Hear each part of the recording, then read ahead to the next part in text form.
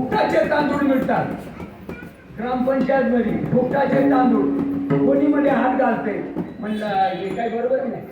नाही याला झाड लागलेले, याला धनुर लागलेले. हा पुढची कोणी बरी निघाली का तेव्हा मला बोलो ऐका का असं उठसून बघतात. तुम्ही वांगे घ्यायला जाताय बाजारामध्ये, वांगे घ्यायला जाताय, तपासून घेता का बिना तपासल्याने घेताय?